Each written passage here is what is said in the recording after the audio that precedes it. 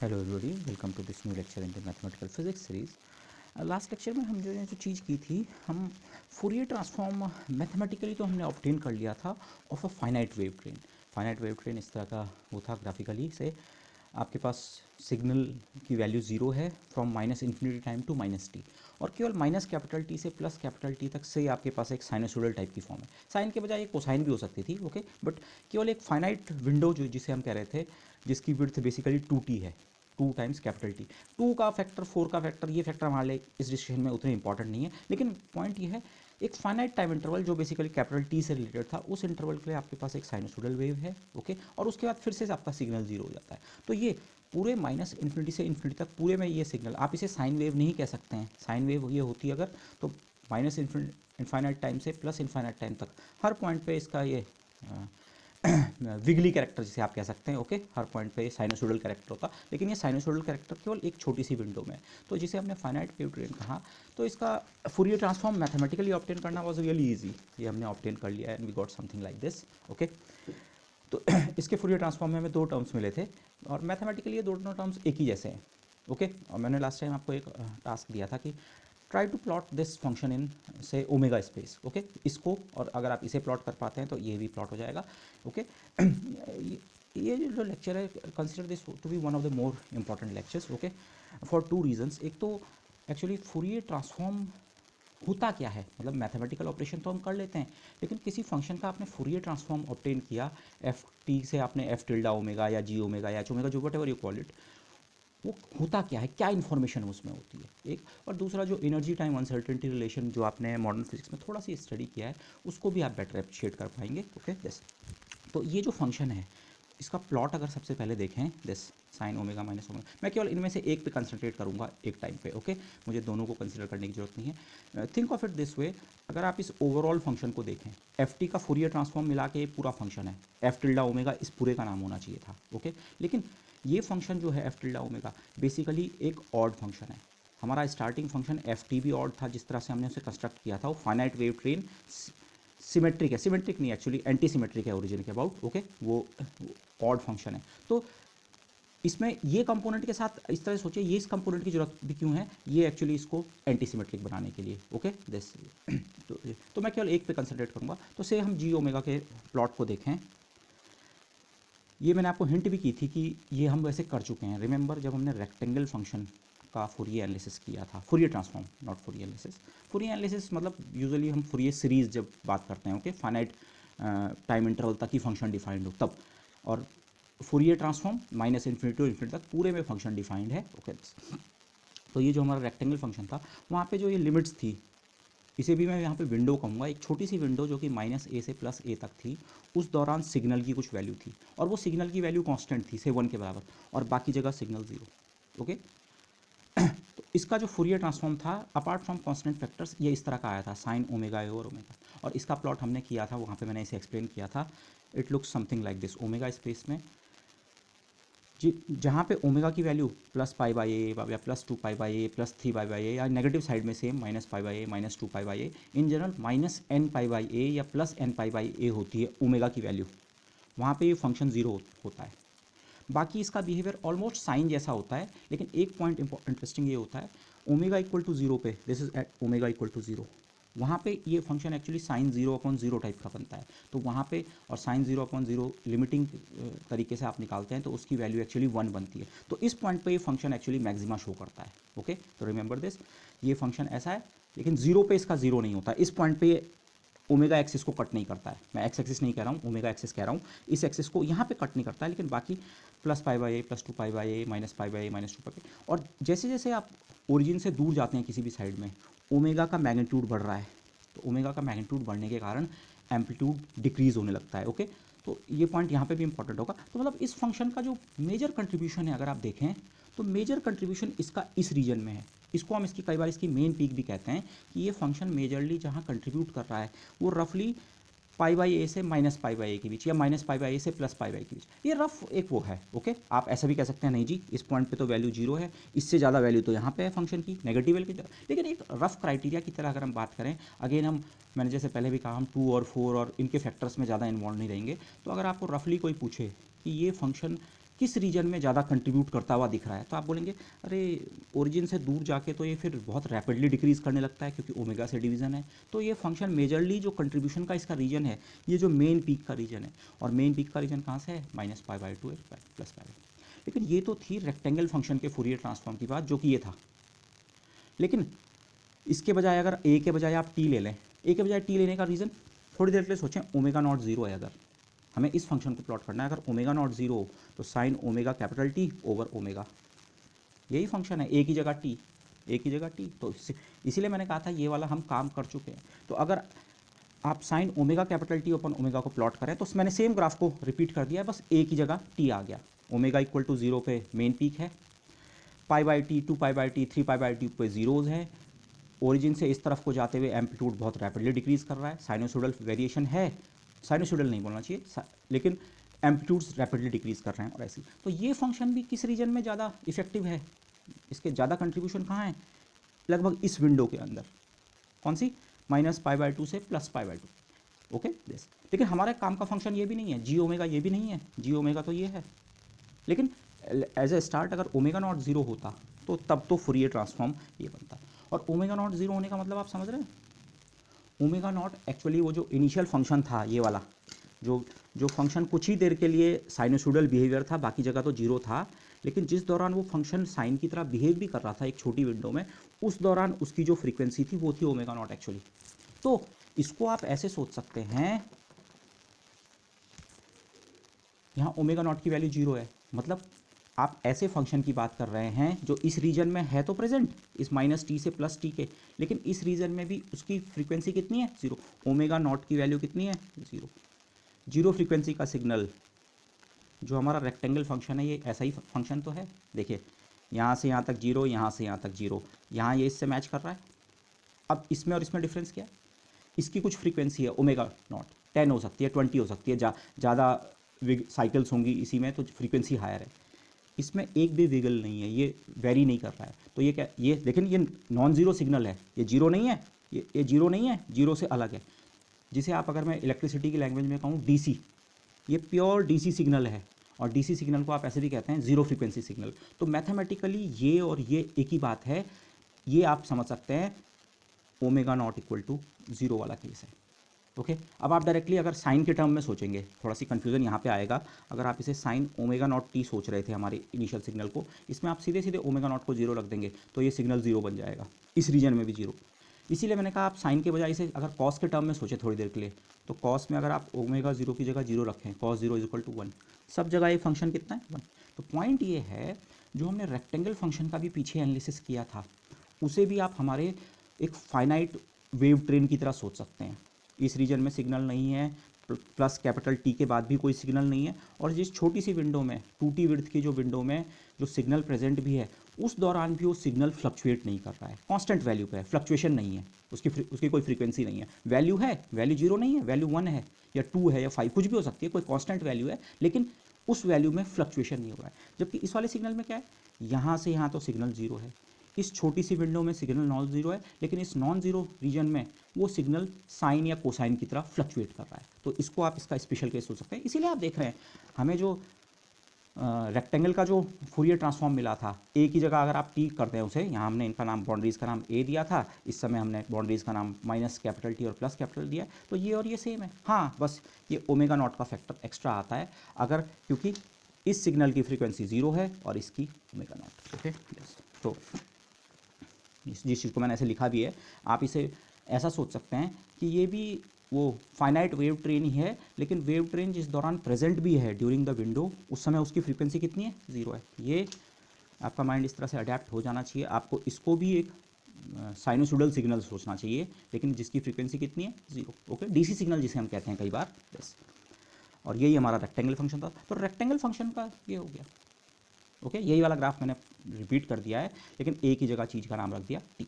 Okay remember यहाँ पे capital T एक कोई कांस्टेंट है। ओके बेसिकली कितनी देर तक हमने सिग्नल को देखा था या कितनी देर तक सिग्नल को एनालाइज किया था, ये उसका मेज़र है। टी हो सकता है, 2t हो सकता है, बट टी कैपिटल टी से आपको ये आइडिया लगता है वो जो इनकमिंग वेव थी जो कि वैसे तो इनफाइनाइट एक्सटेंट की थी, पर आपके apparatus पर वो केवल इतने समय के लिए -t पे आपने शटर को ऑन किया और +t पे शटर को ऑफ कर दिया। इस समय के दौरान के लिए वो सिग्नल आपके इंस्ट्रूमेंट पे इम्पिंज हो रहा था। ओके, इतने समय के लिए आप उसका ऑब्जर्वेशन कर रहे थे।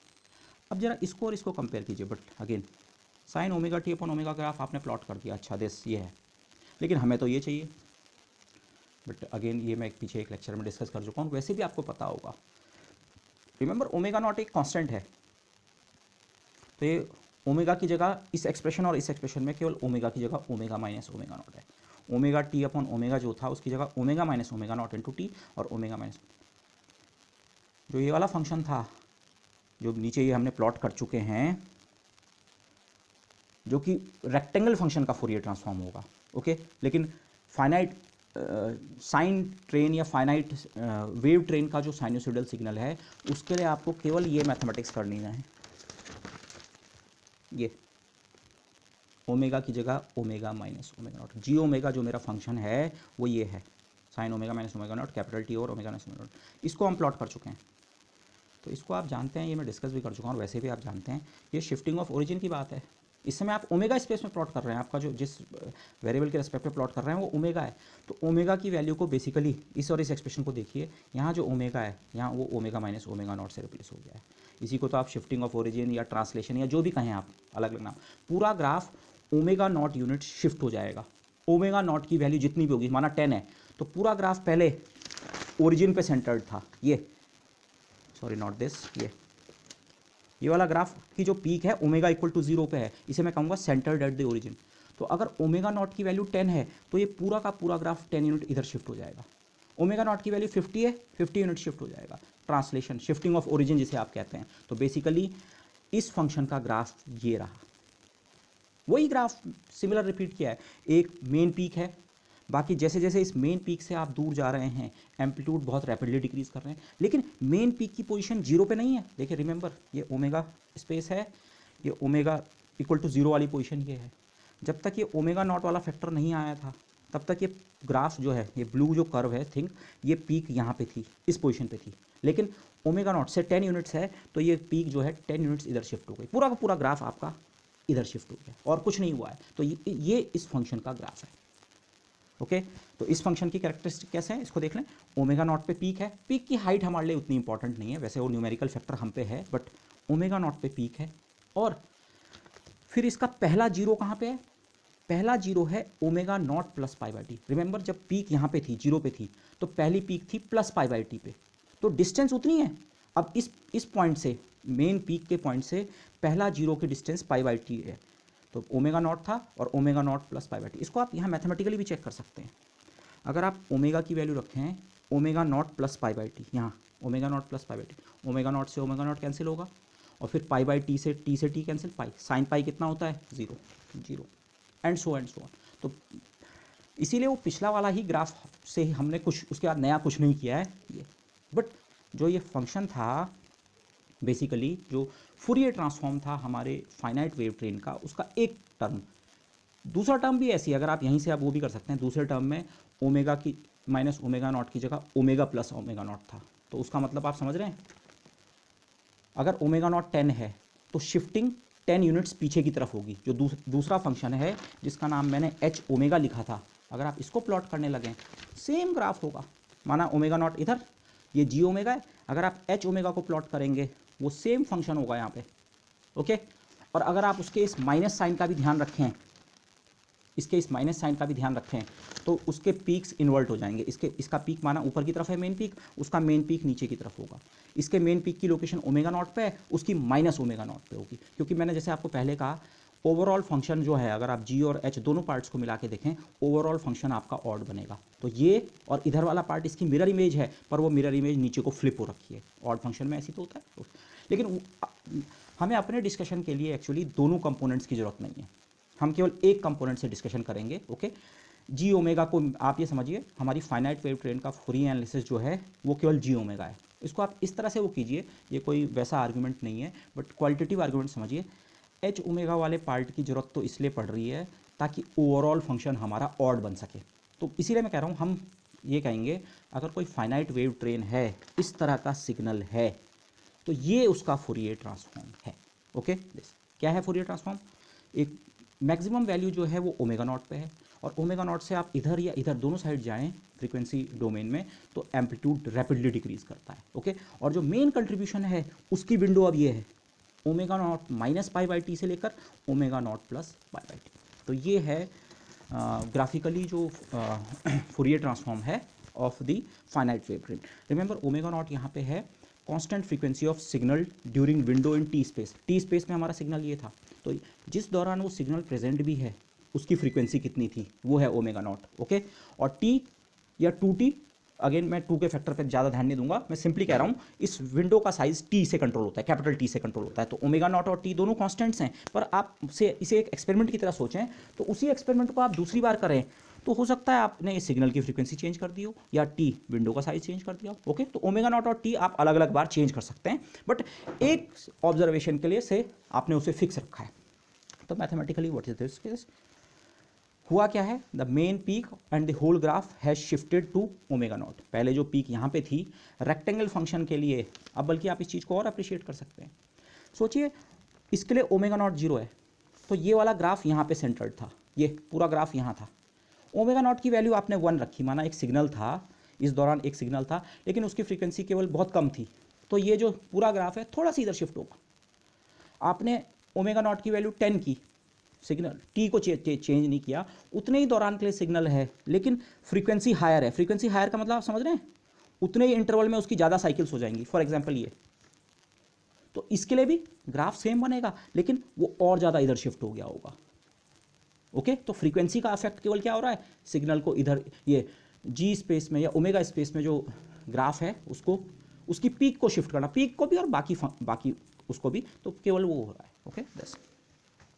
और सिमिलरली जैसे मैंने आपको कहा एच ओमेगा को आप प्लॉट करें तो उसमें ओमेगा की जगह ओमेगा माइनस ओमेगा नॉट ना होके ओमेगा प्लस ओमेगा नॉट हो रहा है। ठीक है, से ये ओमेगा इक्वल टू 0 ये है। अब की बार मैं नेगेटिव साइड में आऊँगा तो एच ओमेगा ऐसा बनेगा। ओके, उसकी पीक माइनस ओमेगा नॉट पे होगी, और अगर आप माइनस एच ओमेगा को प्लॉट करेंगे तो ये पीक ऊपर के बजाय नीचे हो जाएगी एंड ऑल दोज थिंग्स। लेकिन मैं केवल अब से मैं अपने डिस्कशन के लिए ये कहूँगा कि फाइनाइट वेव ट्रेन का फूरियर ट्रांसफॉर्म सिंपली ये है, जी ओमेगा को ही मान लेंगे। Okay, that would make our discussion easier.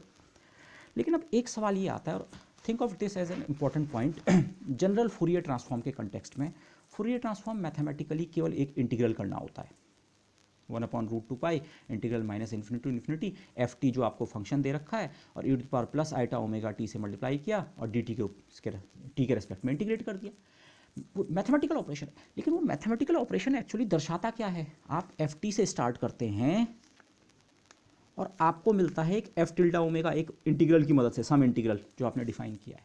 ठीक है, आप इसके लिए रेक्टेंगल फंक्शन के लिए आपने किया, ग्राफिकली देखें तो ये जो एफ टिल्डा ओमेगा फंक्शन है इसका बिहेवियर कुछ ऐसा है, something like this, omega equal to 0 पे पीक है। इसके बजाय आपने फाइनाइट वेव ट्रेन ले ली ओमेगा नॉट फ्रीक्वेंसी की, जिस दौरान एक्टिव है ओमेगा नॉट फ्रीक्वेंसी की, तो सेम ग्राफ मिला, लेकिन सेम ग्राफ की पीक अब ओमेगा पे नहीं है, उसकी पीक कहाँ पे है, ओमेगा नॉट पे, समथिंग लाइक दिस। ये लेकिन ये होते क्या हैं, ये एफ टी का ये जो मैथमेटिकली ये जो फंक्शन मिला, इसके साथ इसका रिलेशन क्या होता है। ओके, इसको एक्चुअली मैं कंपेयर करना चाहूँगा यहाँ पे जो हमने फूरियर सीरीज़ जो डेवलप की थी।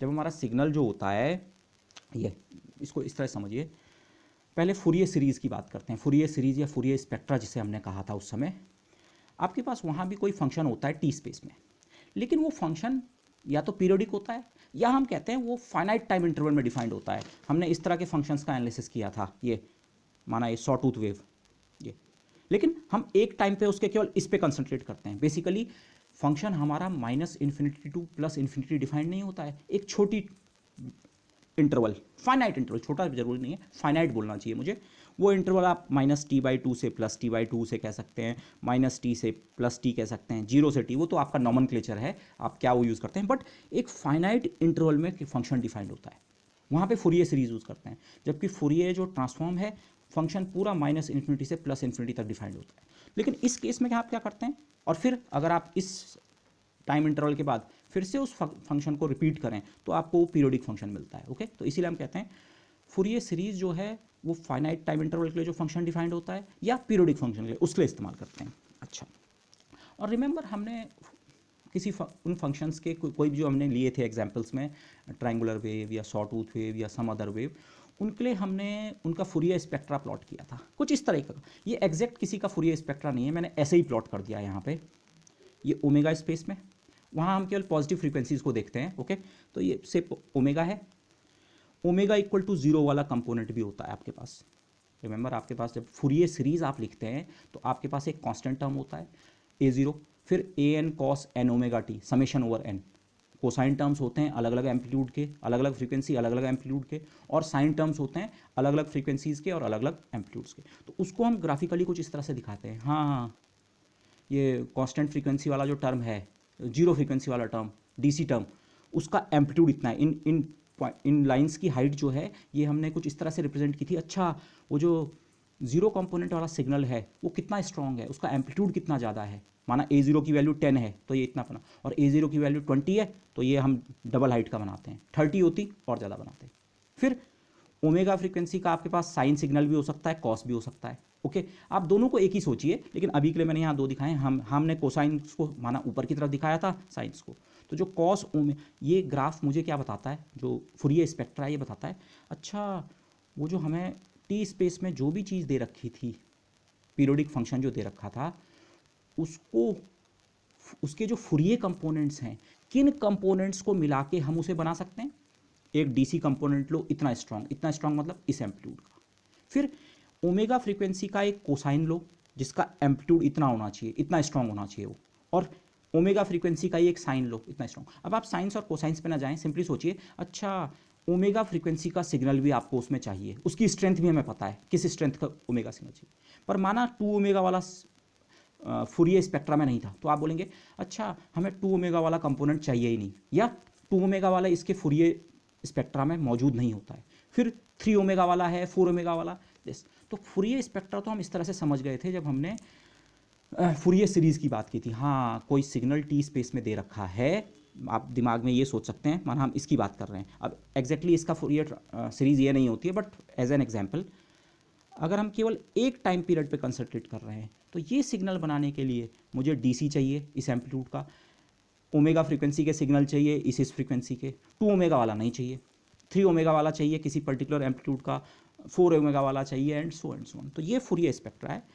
तो इसको इस तरह से मैंने यहाँ पे लिखा है। स्पेक्ट्रा क्या दिखाता है, ये ग्राफ अगर आप ग्राफिकली देखें, it shows the frequencies present and amplitudes.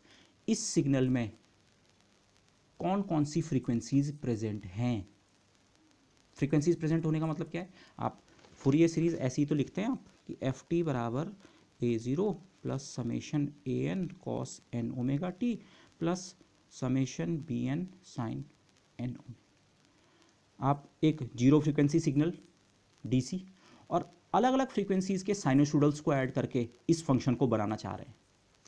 तो ये फंक्शन बनाने के लिए आपको कौन कौन सी फ्रीक्वेंसी चाहिए और किस मात्रा में चाहिए, मात्रा मतलब उस फ्रीक्वेंसी के सिग्नल का एम्पलीट्यूड कितना रखना है, वो बताता है ये ग्राफ, ओके। से फॉर एग्जांपल, हाँ जीरो फ्रीक्वेंसी का सिग्नल चाहिए काफ़ी स्ट्रॉन्ग, मैं क्वालिटेटिवली कह रहा हूँ क्योंकि इसकी लेंथ बहुत ज़्यादा है। 2 ओमेगा वाला बिल्कुल नहीं चाहिए, 3 ओमेगा वाला चाहिए इस एम्पलीट्यूड के साथ, 4 ओमेगा वाला भी चाहिए, एंड सो ऑन। तो यही चीज़ फुरियर सीरीज़ में ये फुरियर स्पेक्ट्रा यही बताता है, ये हम वहाँ पे डिस्कस कर चुके हैं दिस, ठीक है। लेकिन अब पॉइंट यहाँ पे ये है, यहाँ पे आपको केवल डिस्क्रीट फ्रीक्वेंसीज़ की ज़रूरत पड़ती है।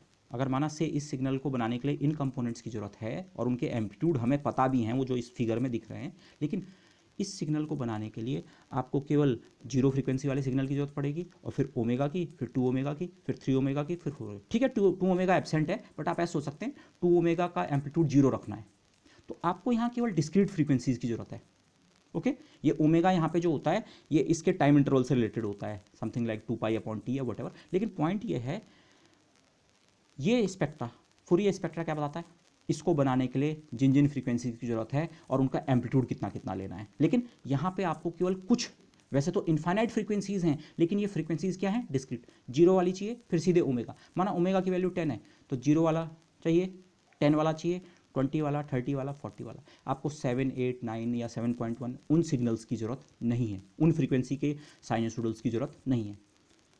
लेकिन ये तो था फुरियर सीरीज़ की बात, जब फंक्शन फाइनाइट टाइम इंटरवल के लिए डिफाइंड होता है। अब फुरियर ट्रांसफॉर्म में जिस फंक्शन को हम टी स्पेस से स्टार्ट करते हैं वो पूरा minus infinity to plus infinity defined होता है। इस पॉइंट को बहुत क्लियरली समझ लें। हम फंक्शन इतने रीजन में एक्टिव है वो अलग बात है, लेकिन फंक्शन जो पूरा जिसका आप फुरिये एनालिसिस करने निकले हैं, फुरिये ट्रांसफॉर्म सॉरी, वो मैथमेटिकली माइनस इन्फिनिटी से प्लस इन्फिनिटी तक डिफाइंड है। फुरिये ट्रांसफॉर्म आप पूरे पे डिफाइन करते हैं। तो ऐसे फंक्शन के लिए क्या होता है, ये जो हमें ग्राफ मिला ना, ये मैंने अभी जो पीछे हमारा ग्राफ था sine omega upon omega type वाला, उसी को प्लॉट किया है। दूसरे केस में डिफरेंट भी हो सकता है, पर उसी एग्जाम्पल को लें। फुरिये स्पेक्ट्रा बेसिकली ये ग्राफ जिसे आप जी ओमेगा या एफ टिल्डा ओमेगा या एच ओमेगा जो भी कहें, ये एक्चुअली फुरिये स्पेक्ट्रा ही होता है। जो डिस्क्रीट केस में ये फुरिये स्पेक्ट्रा आपको दिखता है कि हाँ ये सिग्नल जो बनाना है इसको आप इन कंपोनेंट्स को इस मिक्सिंग के साथ, मिक्सिंग मतलब इतना एम्पलीट्यूड इतना एम्पलीट्यूड इतना एम्पलीट्यूड लेके बना सकते हैं। एग्जैक्टली सेम चीज़ यहाँ पे है, बस डिफरेंस क्या है, टी स्पेस में आपका सिग्नल माइनस इन्फिनिटी से इन्फिनिटी तक डिफाइंड है, और यहाँ जो आपकी इन्फॉर्मेशन है वो खुद एक फंक्शन की फॉर्म में है। देखिए यहाँ आप A0, A1, A2, A3, B1, B2, B3 की बात नहीं कर रहे हैं कि हाँ हम कुछ कुछ कंपोनेंट्स बता देंगे। आप हर ओमेगा के लिए एक वैल्यू बता रहे हैं।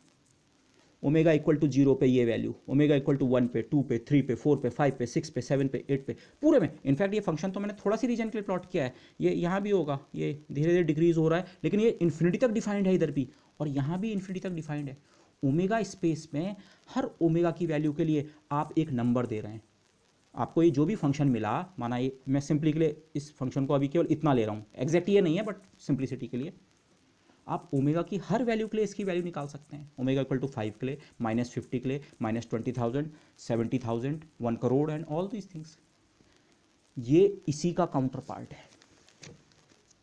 यहाँ तो केवल कुछ फ्रीक्वेंसीज मौजूद थी, और उन फ्रीक्वेंसी का एम्पलीट्यूड क्या है, ये actually A0, A1, B1, A2, B2, A3, B3 की वैल्यू होती हैं।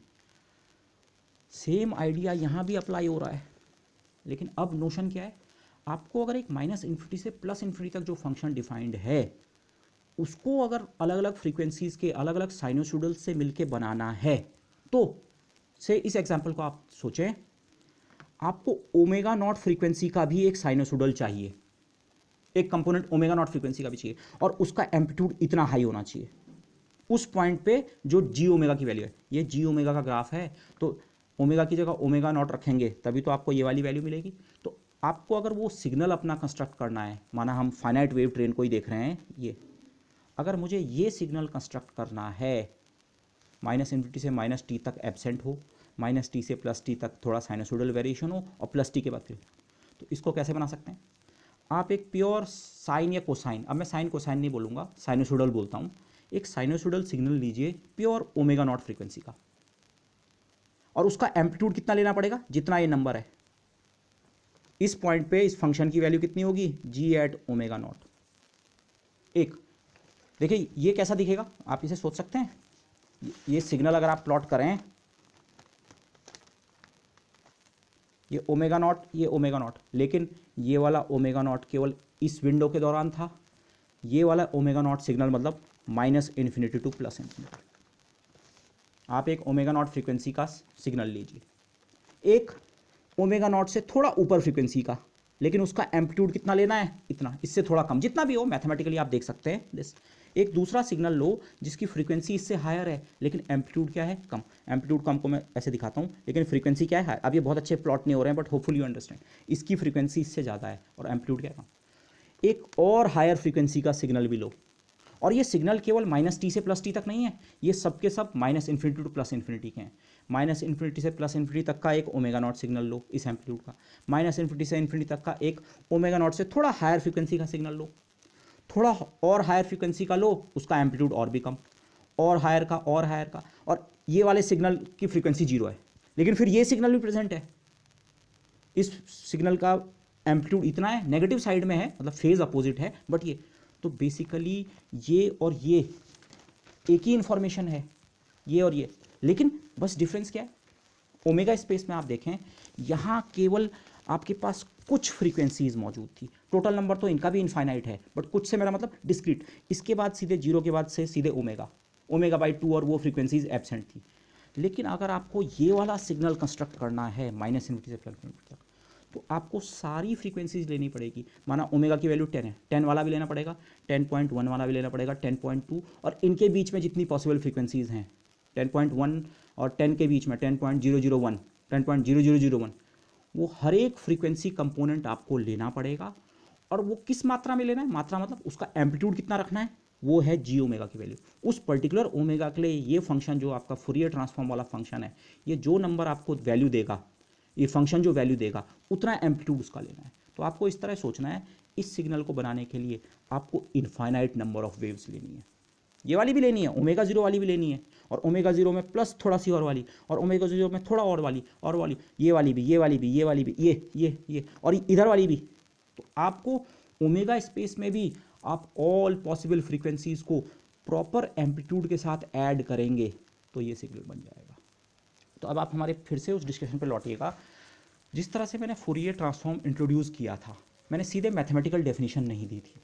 फूरियर ट्रांसफॉर्म हमने फूरियर सीरीज से स्टार्ट किया था, और बाकी मैनिपुलेशन के अलावा वहाँ पे मेजर पॉइंट यही था कि अब जो हमारा टाइम है जिसके दौरान वो फंक्शन डिफाइंड है, वो फाइनाइट ना होके क्या है, इनफाइनाइट। तो जब वो टाइम आपका फाइनाइट के बजाय इनफाइनाइट हो जाता है, तो ये जो स्पेक्ट्रा हमारा है ये डिस्क्रीट के बजाय क्या हो जाता है, कंटिन्यूस। पहले आप इस पॉइंट पे बात नहीं कर सकते थे, आप बोलते थे ये वाला कंपोनेंट तो हमारे उसमें है ही नहीं, इसका एम्पलीट्यूड जीरो है, आप ऐसे कह सकते हैं, ये वाला भी नहीं है, ये वाला भी नहीं है, ये वाला भी नहीं है।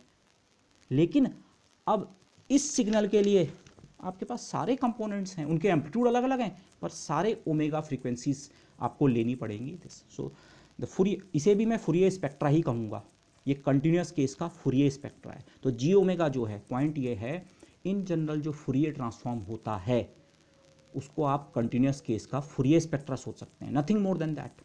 ये वाला सिग्नल बनाने के लिए आपको कौन कौन सी फ्रीक्वेंसीज किस किस तरह से ऐड करें ताकि ये वाला सिग्नल बन जाए, ये है। तो इसीलिए ये भी फूरियर स्पेक्ट्रा ही है। ओके, जी ओमेगा या in general F tilde omega जिसे हम लिखते हैं, आप एफ टिल्डा ओमेगा को सोच सकते हैं, इसका वही रोल है जो डिस्क्रीट केस में इनका रोल होता था, ए जीरो और ए एन और बी एन का।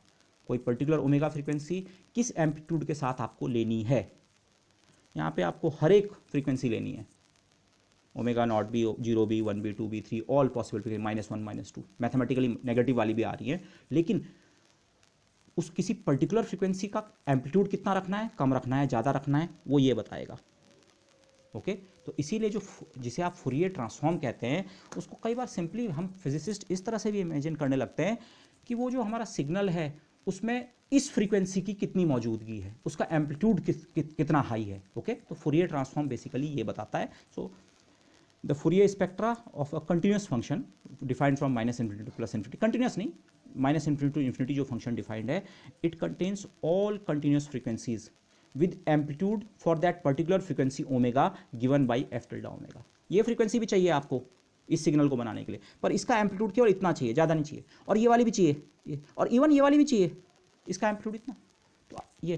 तो ये f टिल्डा ओमेगा जो है इन जनरल केस में, यही आपको बताता है कि वो उस पर्टिकुलर फूरियर कंपोनेंट का एम्पलीट्यूड कितना है। अब मैं इनको फूरियर कंपोनेंट कह रहा हूँ, ये ओमेगा नॉट फ्रीक्वेंसी वाला फूरियर कंपोनेंट, ये इतनी फ्रीक्वेंसी वाला जो भी ये नंबर हो, माना 2 है, 2 फ्रीक्वेंसी वाला फूरियर कंपोनेंट, 3 फ्रीक्वेंसी वाला, 7 वाला, -3 वाला। मैथमेटिकली नेगेटिव भी जा रहे हैं, वैसे फ्रीक्वेंसी नेगेटिव नहीं होती है, but mathematically let's go into that. Okay, तो किस फ्रीक्वेंसी का सिग्नल किस मात्रा में ऐड करना है, उसका एम्पलीट्यूड जितना रखना है, वही एफ टिल्डा ओमेगा होता है। अभी तक आप एफ टिल्डा ओमेगा कह रहे थे, हाँ ये एफ टी का फूरियर ट्रांसफॉर्म है, बट इसकी मीनिंग क्या है, कौन कौन से सिग्नल्स को मिला के आप इसे बना सकते हैं। आपको सारी फ्रीक्वेंसीज लेनी पड़ेंगी, -∞ से +∞ तक सारे लेने पड़ेंगे, पर कितनी कितनी मात्रा में उनको लेना है, मात्रा मतलब उनके एम्पलीट्यूड्स और फेज़ कैसे एडजस्ट करने हैं, वो आपको एफ टिल्डा ओमेगा बताता है। So this is the point. Okay, again ये उसी चीज़ को मैंने यहाँ पे फिर से समराइज़ करने की कोशिश की है। सीरीज़ के लिए एफ टी आप ऐसे लिखते हैं, ये मैं पहले लिख चुका हूँ, A0 AN BN के टर्म में। A0 AN BN आपके अलग अलग DC और अलग अलग फ्रीक्वेंसी के साइनोसुडल्स के, आप AN और BN को अलग भी मत सोचिए। ओके, अलग अलग फ्रीक्वेंसीज़ के जो सिग्नल्स हैं उनके एम्पलीट्यूड्स। लेकिन ये कहाँ अप्लाई होता है, फूरियर सीरीज़, जब आपका फंक्शन पीरियोडिक हो या फाइनाइट टाइम इंटरवल पे डिफाइंड हो। जबकि फूरियर ट्रांसफॉर्म मैथमेटिकली ये डेफिनेशन है, बल्कि ये मैंने इन्वर्स फूरियर ट्रांसफॉर्म की डेफिनेशन लिखी है, ये फूरियर नहीं है, ये इन्वर्स फूरियर है। एफ टिल्डा ओमेगा से एफ टी कैसे ऑब्टेन करते हैं, आप इसको और इसको ज़रा कंपेयर कीजिएगा।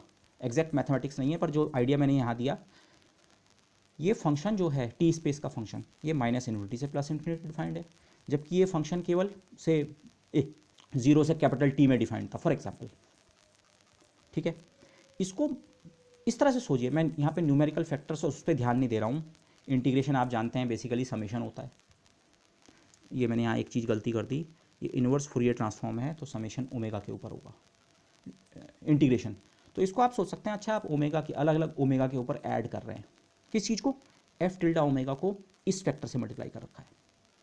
अब आप यहाँ पे आइटा वगैरह को भी थोड़ा भूल जाएं तो ज़रा इसको देखिए, तो coefficient cos omega T, coefficient cos omega T, N का फैक्टर अलग अलग फ्रीक्वेंसीज को, यहाँ अलग अलग फ्रीक्वेंसीज हमने इंटीग्रेशन से ऐड की हैं, बट यही पॉइंट ये है, अलग अलग फ्रीक्वेंसीज कोसाइन टाइप वाली उनके एम्पलीट्यूड, अलग अलग फ्रीक्वेंसीज साइन टाइप वाली उनके एम्पलीट्यूड, अलग अलग फ्रीक्वेंसीज कोसाइन और साइन टाइप वाली उनके एम्पलीट्यूड।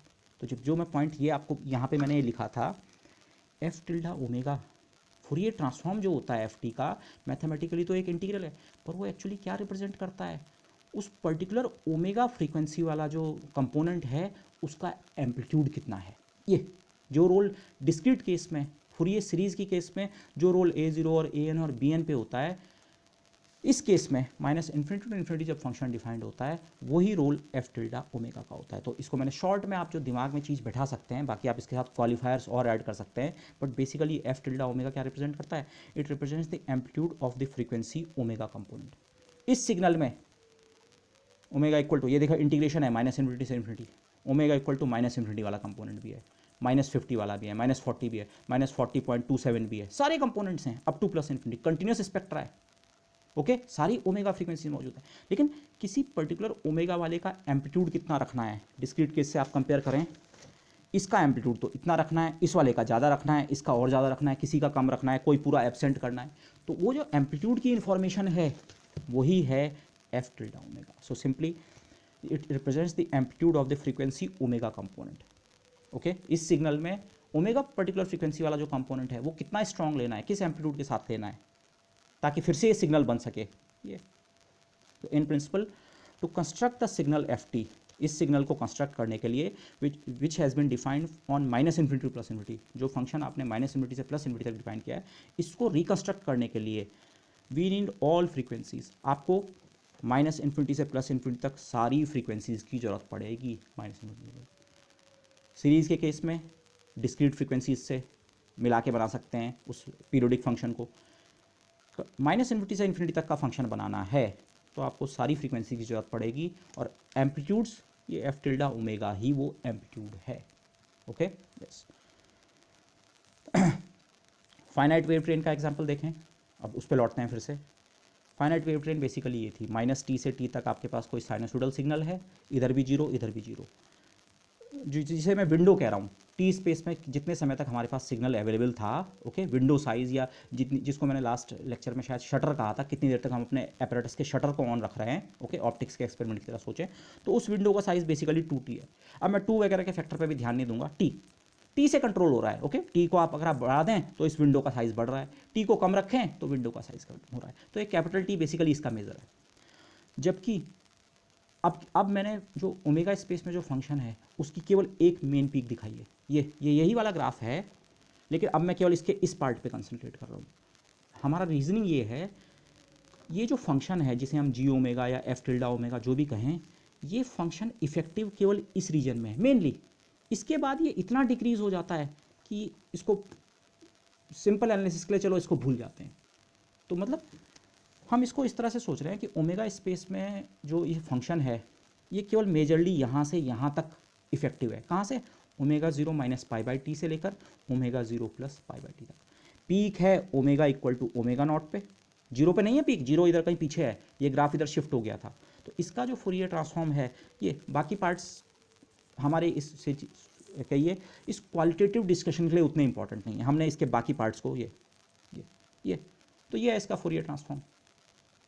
ओके मतलब ये बनाने के लिए थोड़ा गलती के साथ, थोड़ा गलती क्यों, क्योंकि मैं बाकी पार्ट्स को नेगलेक्ट कर रहा हूँ, थोड़ा गलती के साथ आप क्या कीजिए, एक तो प्योर ओमेगा नॉट फ्रीक्वेंसी का सिग्नल लो, जो फ्रीक्वेंसी ये थी उसी फ्रीक्वेंसी का सिग्नल लो। लेकिन देखिए अगेन इस पॉइंट को मैं एम्फसाइज करना चाहूँगा, आपको बनाना ये है, ये बनाना चाहते हैं आप, ये इसको बनाने के लिए इन्फॉर्मेशन ये रही। क्या करना है, एक तो ओमेगा नॉट सिग्नल ही लो और उसका एम्पलीट्यूड इतना होना चाहिए जितना भी है, माना ये 5 के बराबर है, वैसे 5 नहीं होगा बट लेट्स से 5 है, तो 5 मतलब हाई एम्पलीट्यूड, एक 5 एम्पलीट्यूड का सिग्नल लो, लेकिन वो सिग्नल आपको केवल इस इंटरवल में नहीं लेना है, पूरे में माइनस इन्फिनिटी से प्लस इन्फिनिटी तक ओमेगा नॉट ही फ्रीक्वेंसी का सिग्नल लो, इसी फ्रीक्वेंसी का, ओके।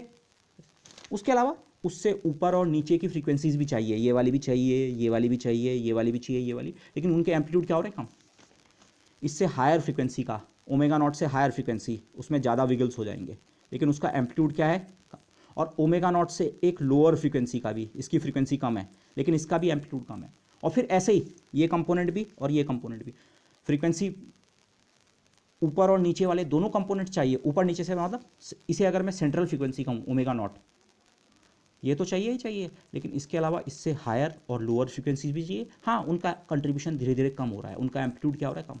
तो अगर आप क्वालिटेटिवली भी सोचें, ये बनाने के लिए सबसे ज़्यादा तो आपको इसी फ्रीक्वेंसी के सिग्नल की ज़रूरत है, पर अपने आप से ये इसके बराबर नहीं होता। अगर आप केवल ये सिग्नल लेते तो ये तो पूरा माइनस इन्फिनिटी से इन्फिनिटी तक ओमेगा नॉट फ्रीक्वेंसी देता, ये तो यहाँ भी डिस्टर्बेंस दे देता, यहाँ नहीं चाहिए हमें डिस्टर्बेंस और यहाँ भी नहीं चाहिए। उन्हीं डिस्टर्बेंसेस को अगर मैं कहूँ ख़त्म करने के लिए आपको इन बाकी कंपोनेंट्स की ज़रूरत पड़ती है। तो मेजर कंट्रीब्यूटर तो यही रहेगा, लेकिन आपको बाकी फैक्टर्स भी चाहिए, ओके। तो आपको इसको इस तरह से सोचना चाहिए। तो this is what actually the Fourier transform means. The frequencies needed to construct the finite wave train, जो हमारी फाइनाइट वेव ट्रेन है जिसका इंटरवल 2t बोले या t बोले, उसको मेनली मैं केवल मेन पीक पे कंसंट्रेट कर रहा हूँ। हाँ, मेन पीक के कंपोनेंट्स अगर मैं ले लूँगा तो मैं अपनी पीक को कंस्ट्रक्ट कर सकता हूँ, मैं इस सिग्नल को कंस्ट्रक्ट कर सकता हूँ। और मेन पीक कहाँ से कहाँ तक लाई कर रही है, omega not minus pi by T से लेकर omega naught plus pi by T. तो इसको अगर आप क्वालिटेटिवली यहीं पे देखें, माना हमारा टी स्मॉल है, कैपिटल टी स्मॉल होने का मतलब सिग्नल जीरो है, बहुत छोटे समय अंतराल के लिए सिग्नल साइनसोइडल हुआ और फिर जीरो हो गया, शटर विंडो आपने बहुत कम समय के लिए खोली। तो अगर टी स्मॉल है तो यहाँ देखिए, यहाँ टी डिनोमिनेटर में आता है, ओमेगा ज़ीरो में पाई बाई टी ऐड हो रहा है या पाई बाई टी सब्ट्रैक्ट हो रहा है। ये जो दो पॉइंट्स हैं इनकी लोकेशन ओमेगा ज़ीरो से पाई बाई टी के डिफरेंस पे है, एक प्लस साइड में एक माइनस साइड में। तो अगर टी स्मॉल है तो ये फैक्टर लार्ज होंगे, लार्ज मतलब ये पॉइंट इससे दूर होगा, ये पॉइंट इससे दूर होगा। आपकी जो पीक है जो ओमेगा स्पेस में है वो वाइडर बनेगी। ये फीचर हम पीछे भी देख चुके हैं, यहाँ जब फंक्शन नैरो होता है तो यहाँ वाइड होता है, ओके, लेकिन उसी को दूसरी तरीके से देख रहे हैं, ठीक है। यहाँ अगर टी स्मॉल है तो ये विंडो का साइज स्मॉल है, तो ये जो पीक है इसकी विड्थ क्या है, लार्जर, वाइडर मेन पीक। लेकिन इस वाइडर मेन पीक को आप केवल ऐसा ना सोचें, इस वाइडर पीक मेन पीक का मतलब क्या है, बाकी को तो आप भूल ही गए, सोचिए वो तो है ही नहीं, लेकिन ये वाइडर मेन पीक का मतलब क्या है, ये बनाना है। अगर आपको ये कंस्ट्रक्ट करना है तो आपको ज़्यादा फ्रीक्वेंसीज ऐड करनी पड़ेंगी। ओमेगा नॉट्स के इधर से इस पॉइंट से स्टार्ट करके ये फ्रीक्वेंसी भी चाहिए इतने कंट्रीब्यूशन के साथ, और ये फ्रीक्वेंसी भी चाहिए, और ये भी चाहिए, और ये इनके कंट्रीब्यूशंस, ये फंक्शन की वैल्यू है, पर आपको यहाँ से यहाँ तक की सारी फ्रीक्वेंसीज चाहिए, यहाँ से लेकर यहाँ तक की, और टी की वैल्यू कम है तो ये रेंज बहुत बड़ी है, ये जिसको मैंने रेड पेन से दिखाया है, ये पूरी रेंज अगर आप देखें 2 पाई बाई अपॉन टी के बराबर है ओमेगा स्पेस में। अगर यहाँ विंडो स्मॉल है तो जिन फ्रीक्वेंसीज़ को ऐड करके ये सिग्नल बन पाएगा वो फ्रीक्वेंसीज की रेंज ज़्यादा है, अगर मैं उसे क्वालिटेटिवली रेंज कहूँ, रेंज बड़ी है, दिस मोर फ्रीक्वेंसी स्प्रेड, आप इसे फ्रीक्वेंसी स्प्रेड भी बोल सकते हैं। ओमेगा नॉट फ्रीक्वेंसी तो चाहिए ही चाहिए, सबसे ज़्यादा तो ओमेगा नॉट ही चाहिए, लेकिन ओमेगा नॉट से बहुत दूर तक की लोअर फ्रीक्वेंसी भी लेनी पड़ेंगी और ओमेगा नॉट से बहुत दूर तक की हायर फ्रीक्वेंसी भी लेनी पड़ेंगी। अब ये दूर का मतलब क्या है, इसको इसमें देखते हैं। इसी के बजाय आप वही सिग्नल लें, लेकिन आपकी बार शटर विंडो को ज़्यादा समय तक ओपन करें, टी लार्ज है तो क्वालिटेटिवली इसके बजाय आप शायद इसकी बात कर रहे हैं। तो अगर टी लार्ज है, मैथमेटिकली तो फंक्शन वही है, लेकिन पाई बाई टी और माइनस पाई बाई टी अब क्या हो जाएंगे, स्मॉल। तो ये जो पीक है, और आप केवल इस पर कंसंट्रेट कीजिए, ये पीक क्या हो गई, स्मॉल। पीक है तो अभी भी ओमेगा नॉट पे ही लोकेटेड, सबसे ज़्यादा तो आपको ओमेगा नॉट वाला ही कंपोनेंट चाहिए, लेकिन अब ओमेगा नॉट के अलावा जो बाकी फ्रीक्वेंसीज़ की मिक्सिंग करनी है, थोड़ा कम और थोड़ा ज़्यादा वाली, वो बहुत ज़्यादा रेंज की नहीं चाहिए, केवल इस रेंज की। अब आपको ये वाली फ्रीक्वेंसी नहीं चाहिए, ये इनको हम नेगलेक्ट कर चुके हैं।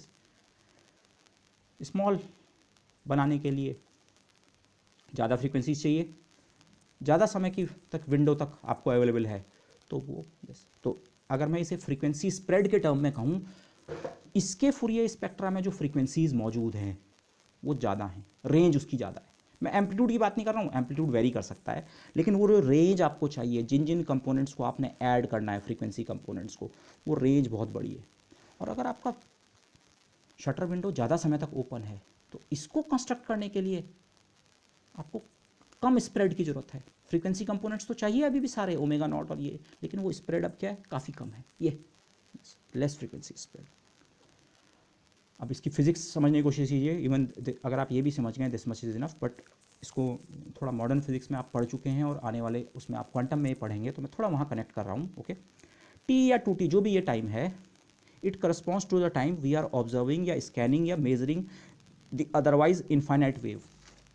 रिमेंबर इसको मैंने आपको किस तरह से बताया था, माना एक इनफाइनाइट वेव आ रही है, लगातार एक लाइट बीम से आपके एपरेटस पे पड़ रही है, स्पेक्ट्रोमीटर या किसी भी या सिंपल प्रिज्म पे भी, लेकिन आपने एक्सपेरिमेंट फाइनाइट टाइम तक किया। थिंक ऑफ इट, आपने पहले यहाँ एक शटर लगा रखा था और पहले ये शटर बंद था, तो आपके इसको प्रिज्म को या जो भी आपका एपरेटस है इसको अभी जीरो सिग्नल मिल रहा था। आपने -t टाइम पे इस विंडो को ओपन किया तो हमारे प्रिज्म पे ये सिग्नल आने लगा, लेकिन +t पे आते आते आपने फिर से विंडो को ऑफ कर दिया। मेरे एपरेटस को पीछे से अगर इनफाइनाइट ट्रेन भी आ रही थी, मैं उसको इस तरह से रीड कर पा रहा हूँ, इस तरह से मेज़र कर रहा हूँ, इस तरह से ऑब्जर्व कर रहा हूँ। और आप केवल इसे प्रिज्म और विंडो सोचने की ज़रूरत नहीं है। आप कोई भी एक्सपेरिमेंट करें, लैब में आप करने जाएं, आप आँख से, आप इसकी जगह अपनी आँख भी सोच सकते हैं। अरे किसी चीज़ को ऑब्जर्व करोगे, 1 सेकंड के लिए करोगे, 4 सेकंड के लिए करोगे, 1 घंटे के लिए करोगे, 2 साल के लिए करोगे, फाइनाइट टाइम के लिए ही आप ऑब्जर्वेशन कर सकते हैं। आप किसी इसको वेव को, ये वेव तो -इन्फिनिटी टू इन्फिनिटी है, माना सतत थोड़ी देर के लिए मान लें सन से लगातार आपको कोई लाइट बीम मिल रही है, तो वो तो इनफाइनाइट टाइम से एग्जिस्ट कर रही है और इनफाइनाइट टाइम तक एग्जिस्ट करेगी। वैसे सन की लाइफ फाइनाइट है, but let me go into an extreme example. लेकिन आप तो उसका ऑब्जर्वेशन हमेशा किसी फाइनाइट टाइम के लिए करेंगे। वो फाइनाइट टाइम कम हो सकता है या ज़्यादा हो सकता है, बट आपको, आपका ऑब्जर्वेशन हमेशा ये होगा। आप इसको कभी ऑब्जर्व नहीं कर सकते, इनफाइनाइट टाइम तक ऑब्जर्वेशन नहीं किया जा सकता है। ऑब्जर्वेशन हम हमेशा फाइनाइट टाइम के लिए करते हैं। हाँ, फाइनाइट टाइम कम ज़्यादा अलग बात है, लेकिन आप हमेशा फाइनाइट, तो इसीलिए लैब में आप कभी भी फाइनाइट वेव ट्रेन को ही देखेंगे। इसको हम कई बार snippet of a wave train भी कहते हैं। स्निप करने का मतलब होता है कट करना। तो आपने जैसे ये वेव जो इनफाइनाइट लेंथ की थी, इसके टुकड़े कर दिए, 2 जगह से इस पर कट लगा दिया, -t और +t पे। उससे पहले हमें कुछ नहीं मिल रहा था, कुछ बाद में कुछ नहीं। ओके, बस। तो ये जो टी या कैपिटल टी है, ये बेसिकली हमारे ऑब्जर्वेशन के टाइम के करस्पॉन्ड कर रहा है। कितने समय तक हमने उस चीज़ का एनालिसिस किया, ऑब्जर्व किया या स्कैन किया या मेज़र किया। और इसी चीज़ को हम फिजिक्स में जो एनर्जी टाइम अनसर्टेनिटी प्रिंसिपल है, उसमें इसी को डेल्टा टी लिखते हैं। तो ये अनसर्टेनिटी इन टाइम जो है, उस तरह की अनसर्टेनिटी नहीं है। ये बेसिकली आप सोचिए, लिखते तो डेल्टा टी हैं, पर इसका असल मतलब क्या है, कितने समय तक हम उस वेव को ऑब्जर्व कर रहे हैं, ये उससे रिलेटेड है। 2 का फैक्टर हो सकता है ऊपर नीचे, लेकिन ये बेसिकली उससे रिलेटेड है। अच्छा, अब आइंस्टीन का आइडिया आप जानते हैं। अगर न्यू फ्रीक्वेंसी की कोई वेव है तो उसके जो करस्पॉन्डिंग फोटॉन्स होते हैं, लेट्स से, उनकी एनर्जी E = h या h×ω, 2 से मल्टीप्लाई डिवाइड करें तो h की जगह h× और फ्रीक्वेंसी की जगह एंगुलर फ्रीक्वेंसी। रिमेंबर, ये फिजिक्स में कॉमन प्रैक्टिस है, हम ओमेगा को भी फ्रीक्वेंसी कहते हैं। वैसे ओमेगा एंगुलर फ्रीक्वेंसी है, but I will use omega हमारे लिए फ्रीक्वेंसी ही हम कहेंगे। तो अब इस सिचुएशन को देखिए, कोई सी भी हो, आपकी फ्रीक्वेंसी में एक स्प्रेड है, इस सिग्नल या इस सिग्नल जो भी है, आप इसको मैथमेटिकली कह रहे हैं, अरे इसमें तो सारी फ्रीक्वेंसीज मौजूद हैं, कहाँ से कहाँ तक की, ω0 से π/2 पीछे से और ω0 से π/2 आगे तक। बाकी के तो हमने नेग्लेक्ट कर दिया, वो नेग्लिजिबल है। केवल एक फ्रीक्वेंसी नहीं है इसमें बहुत सारी फ्रीक्वेंसीज हैं। तो माना जो ω0 फ्रीक्वेंसी है, उसके फोटोन की एनर्जी h⍵0, जो उससे कम वाला है उसकी एनर्जी कम, जो ज़्यादा वाला है, ज़्यादा फ्रीक्वेंसी वाला है, ज़्यादा एनर्जी। तो जो, अगर आप इसे क्वालिटेटिवली कहें, ये बनाने के लिए आपको फोटॉन्स चाहिए अलग अलग एनर्जी के। इस एनर्जी वाला भी, फ्रीक्वेंसी और एनर्जी का रिलेशन डायरेक्ट है, h×, फ्रीक्वेंसी ज़्यादा एनर्जी ज़्यादा, फ्रीक्वेंसी कम एनर्जी कम। तो ये बनाने के लिए आपको ये वाला फोटोन भी चाहिए, कम एनर्जी का फोटोन। ये एम्पलीट्यूड से एनर्जी रिलेटेड नहीं है, एनर्जी तो केवल इससे रिलेटेड है, फ्रीक्वेंसी में पीछे है, कम एनर्जी का ज़्यादा एनर्जी का, ज़्यादा एनर्जी का, ज़्यादा एनर्जी का, ज़्यादा एनर्जी का, ज़्यादा एनर्जी का, ज़्यादा एनर्जी का, ज़्यादा और ज़्यादा एनर्जी का और ज़्यादा एनर्जी का। आपको अलग इतनी सारी एनर्जी रेंज के फोटॉन्स चाहिए। ओके, या इसको ऐसे सोचें, इस एक्सपेरिमेंट में आप एक्चुअली वो जो फोटॉन्स आ रहे थे उनकी एनर्जी नाप रहे थे, तो आपको इस एनर्जी का फोटॉन भी मिलेगा, इस फ्रीक्वेंसी इस एनर्जी का, इसका भी, इसका भी, इसका भी, इसका भी, इसका भी। आपको केवल एक फ्रीक्वेंसी का फोटॉन नहीं मिलेगा या एक एनर्जी का, आपको फोटॉन, या और सही में कहूँ, आपको फोटॉन्स की एनर्जी में स्प्रेड दिखाई देगा। और अगर ये विंडो छोटी है तो फ्रीक्वेंसी या एनर्जी का स्प्रेड ज़्यादा होगा, और अगर ये विंडो लार्ज है तो फ्रीक्वेंसी या एनर्जी का स्प्रेड क्या हो जाएगा, स्मॉलर हो जाएगा। एनर्जी का स्प्रेड मतलब अनसर्टेनिटी एनर्जी। तो मैं अब now let me just read this. Einstein का आइडिया ये है, फ्रीक्वेंसी से इसका रिलेशन होता है। तो अगर फ्रीक्वेंसी का स्प्रेड ओमेगा नॉट से -π/2 से ओमेगा नॉट + π/2 तक है, तो इसका मतलब एनर्जी का स्प्रेड, एनर्जी किनकी, से फोटॉन्स की तरह आप सोचें, तो जो फोटॉन्स हैं उनकी energy h× times this factor से h× टाइम्स दिस फैक्टर तक होगी। तो the energy of the wave या फोटोन हैज़ एन अनसर्टेनिटी। सवाल ये है, पूछा आपको किसी ने, ठीक है इसको ऑब्जर्व करो और इसमें जो फोटोन हैं उनकी एनर्जी बताओ, तो आप एनर्जी का केवल एक आंसर नहीं दे सकते हैं। इस सारी ये इतनी अनसर्टेनिटी आपकी एनर्जी में है, आप बोलेंगे एनर्जी इस एनर्जी के फोटोन भी हो सकते हैं, और इसके भी, और इसके भी, और इसके भी, और यहाँ तक के बाकी पार्ट को माना हमने नेगलेक्ट भी कर दिया। तो आपको इतना तो बताना पड़ेगा कि हमारी एनर्जी की एक डेफिनेट वैल्यू नहीं है।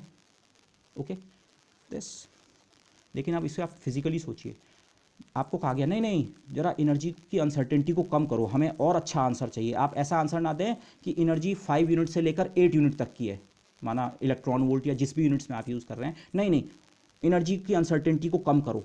तो एनर्जी की अनसर्टेनिटी को आप कम कैसे कर सकते हैं? वो जो पीछे से ये वेव जो लगातार आ रही है, इसी के साथ एक्सपेरिमेंट करो, इसी को ऑब्जर्व करो, लेकिन ज़्यादा लंबे समय तक। यही है energy time uncertainty relation. Okay this, so that is the energy of the wave और फोटोन हैज़ एन अनसर्टेनिटी। और कितनी अनसर्टेनिटी है?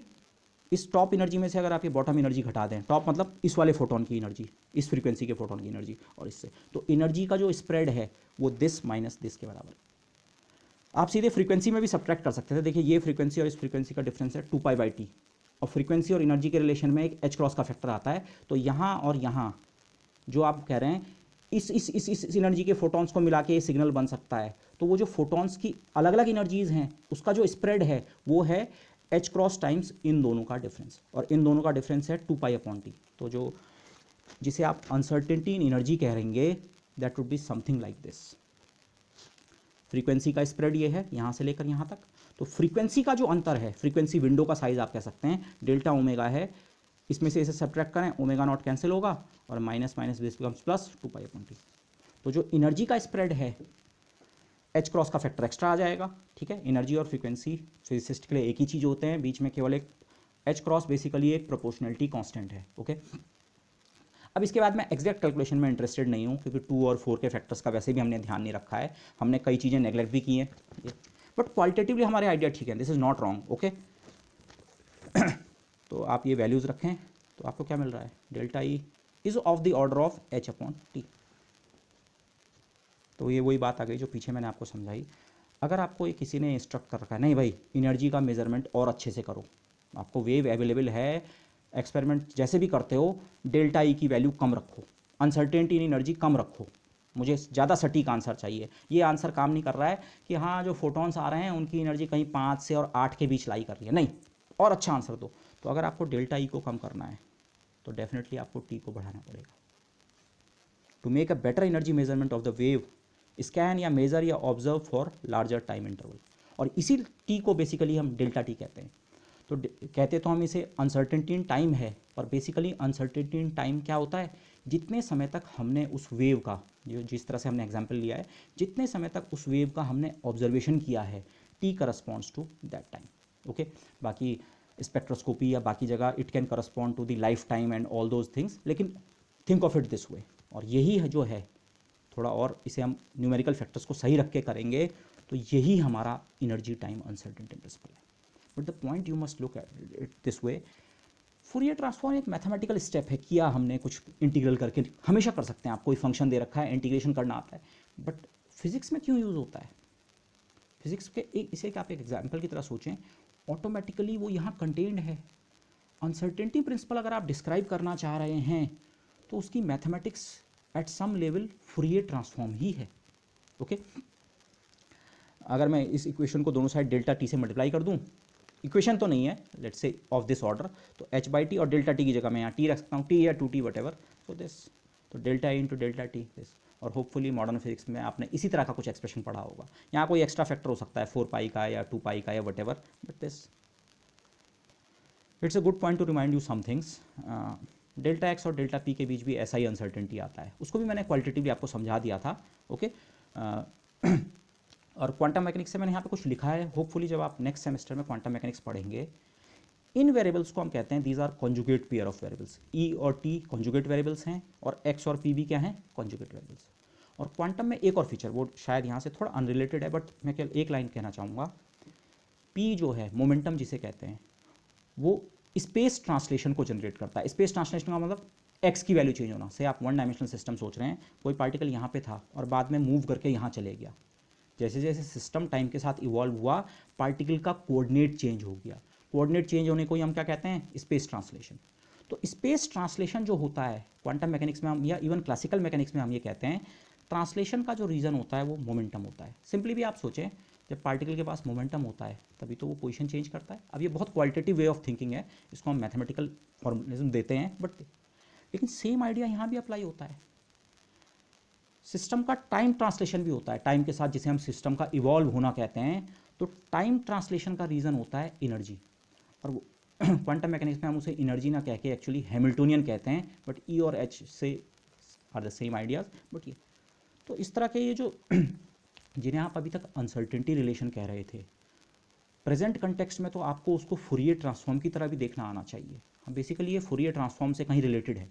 और दूसरा, gradually in the coming semesters ये वाली पिक्चर भी हम उसमें ऐड करने की कोशिश करेंगे, but that comes later. Okay this, तो लास्ट में अगर आपको अनसर्टेनिटी चाहिए जीरो, माना किसी ने आपको कहा नहीं नहीं बिल्कुल सही आंसर दीजिए, जो वेव आ रही है उसकी एनर्जी का मुझे केवल एक आंसर चाहिए, मतलब डेल्टा ई को जीरो करना है, तो भाई डेल्टा ई को अगर जीरो करना है, डेल्टा ई को जीरो करना है तो टी को इन्फिनिटी करना पड़ेगा।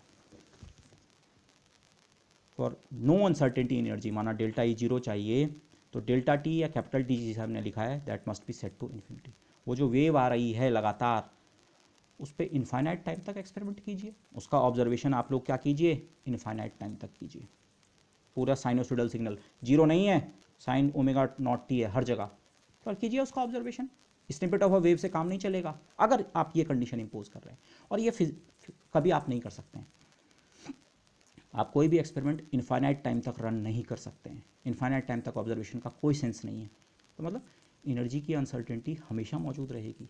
एनर्जी टाइम अनसर्टेनिटी प्रिंसिपल के कारण, या उसकी मैथमेटिक्स में जाएं तो फूरियर ट्रांसफॉर्म के कारण आप प्रिसाइज मेजरमेंट ऑफ एनर्जी की कभी बात कर ही नहीं सकते हैं। आपको हमेशा ऐसा बोलना पड़ेगा, आप कितना भी एक्यूरेट एक्सपेरिमेंट कर लें, इस पार्टिकल या इस सिस्टम की energy E plus delta E और ई माइनस डेल्टा ई के बीच है।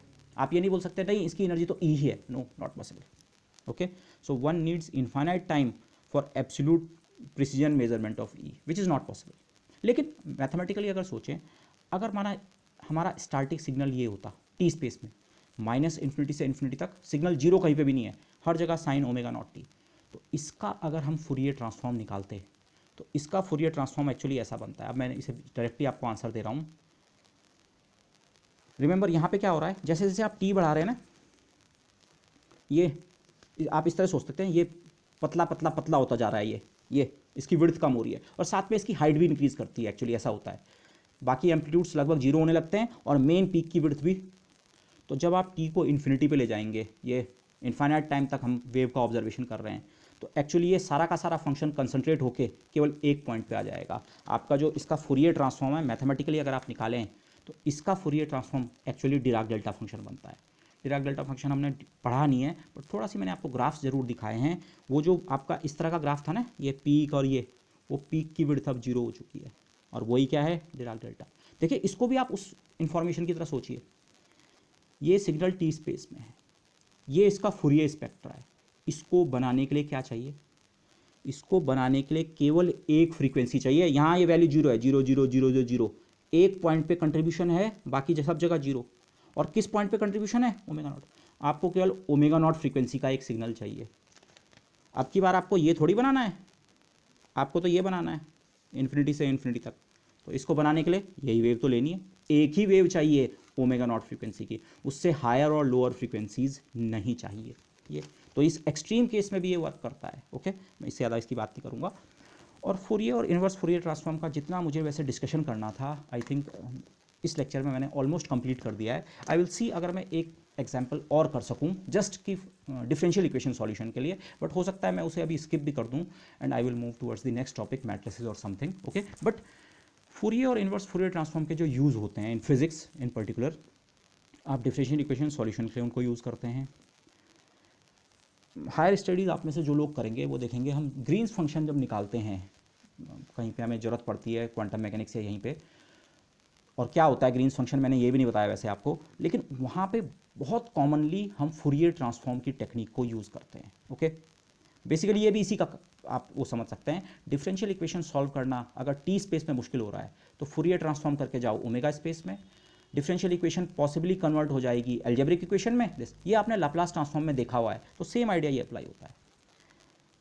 क्वांटम फील्ड थ्योरी में या इवन क्लासिकल फील्ड थ्योरी में जो बेसिक नोशन है वो भी फुरियर ट्रांसफॉर्म के ही अराउंड इर्द गिर्द से स्टार्ट होता है, जिसे आप फील्ड कहते हैं। वहाँ पे ये चीज़ें आपको ज़्यादा समझ नहीं आएंगी, बट मैं जस्ट एक आइडिया आपको देना चाह रहा हूँ।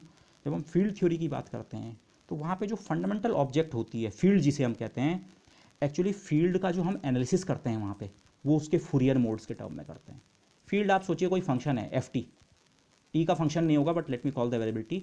एफ टी को ना देख के आप उसके फुरियर ट्रांसफॉर्म को देखते हैं, एफ टिल्डा ओमेगा। तो ये, और फिर जिसे हम कहते हैं हार्मोनिक ऑसिलेटर पैराडाइम, ये फुरियर मोड्स जो हैं क्वांटाइज होने पे ये हार्मोनिक ऑसिलेटर्स की तरह एक्ट करते हैं, वो सारी चीज़ें तब आती हैं। बट स्टार्टिंग पॉइंट जो होता है, एटलीस्ट जो कैनोनिकल क्वांटाइजेशन जिसे हम कहते हैं फील्ड थ्योरी में, वहाँ पे स्टार्टिंग पॉइंट हमारा फुरियर एनालिसिस से ही होता है। आप ओरिजिनल फील्ड को ना देख के उसके फुरियर ट्रांसफॉर्म को देखते हैं। आप इतना तो समझ सकते हैं, ठीक है। फुरियर ट्रांसफॉर्म आप जानते हैं, तो यहाँ पे ये टेक्निक की तरह आपको इस्तेमाल करनी पड़ती है बहुत एडवांस लेवल पे भी। आप ओरिजिनल फंक्शन को नहीं देखते हैं, उसके फुरियर ट्रांसफॉर्म को देखते हैं, जिसको हम फुरियर मोड्स कह देते हैं वहाँ पे दिस। ओके, और एक्सपेरिमेंटली भी इसका एक फैक्ट है, आप इसको कुछ हद तक इससे भी रिलेट कर सकते हैं।